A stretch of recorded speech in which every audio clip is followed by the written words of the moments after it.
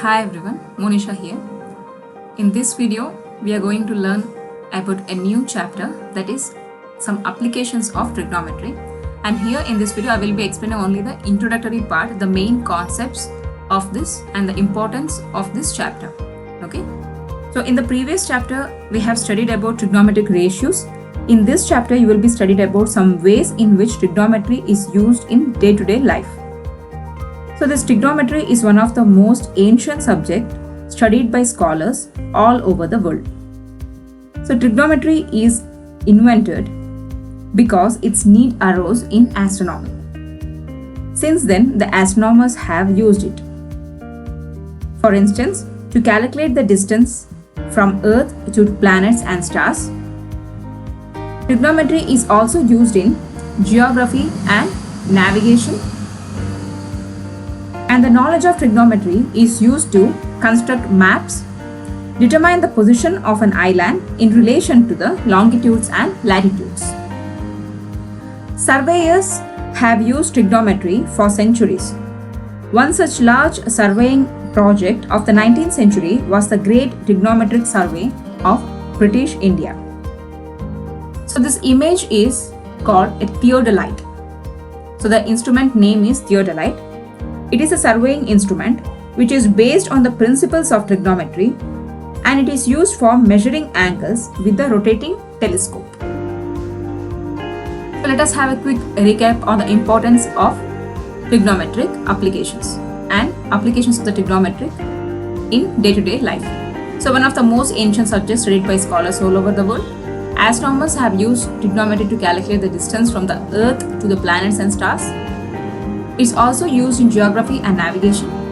The knowledge of trigonometry is used to construct maps, determine the position of an island in relation to longitudes and latitudes. And trigonometry is used in almost every sphere of life around you. Moving to the heights and distances. How the following diagram allows us to determine the height of an Eiffel Tower without actually having to climb it, or the distance between the person and the Eiffel Tower without actually walking. The height of the Eiffel Tower or any other longest monuments are not done by using a measuring tape. It is used by trigonometric ratios and also the factors of similar triangles. So this is the way we will find out the height of a certain monuments and the distances of a person from a certain monument. So trigonometry is concerned with the relationship between the angles and sides of triangles. An understanding of these relationships enables us of about unknown angles and sides to be calculated without recourse to direct measurements. Applications include finding heights or distances of objects. So we will discuss about this, how exactly it has been made by simple problems of exercise. The three main important concepts which we have to remember to solve the problems effectively is, one is line of sight, second one is angle of elevation, and the third one is angle of depression. If we know the concept of it, then we can solve any application problems easily. So what is the line of sight? The line of sight is the line drawn from the eye of an observer to the point in the object viewed by the observer. In the diagram you can see here, a girl is standing on the ground where she is staring at a person on the top of the Eiffel Tower. So, the line of sight is this line where the girl is staring at that person. So, this line is considered as line of sight. So, line of sight is a line drawn from the eye of an observer to the point in the object viewed by the observer. So, if this person is considered as an object, then this line from where the girl is staring at him, so this line is considered as the line of sight. Let us learn about angle of elevation. The angle of elevation of an object viewed is the angle formed by the line of sight with the horizontal when it is above horizontal level. That is the case when we raise our head to look at the object. So in this diagram, the straight line of our eye is considered as horizontal line. This person is trying to see the top of a lamp. So this line is line of sight. So the angle which is formed between this horizontal line and the line of sight is called as angle of elevation. So this is possible whenever we see an object by looking through it to upwards. So when we are seeing upwards, an angle is formed between the horizontal line and the line of sight, and that particular angle is said to be angle of elevation. So let us know about another important concept, that is angle of depression.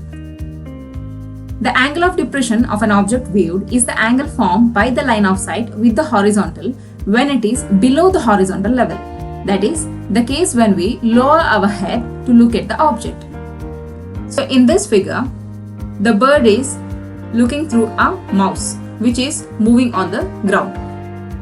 So this line is considered as a horizontal line, and the line at which the bird is looking at the mouse is considered as a line of sight. So the angle which is formed between this horizontal line and the line of sight is considered as angle of depression. So whenever we see downwards, the angle formed to the horizontal is considered as angle of depression. So let us have a quick recap of that. So the eye level is considered as line of sight. Whenever an object or a bird or an animal is seeing downwards, then the angle formed between this line of sight and the eye level is said to be angle of depression.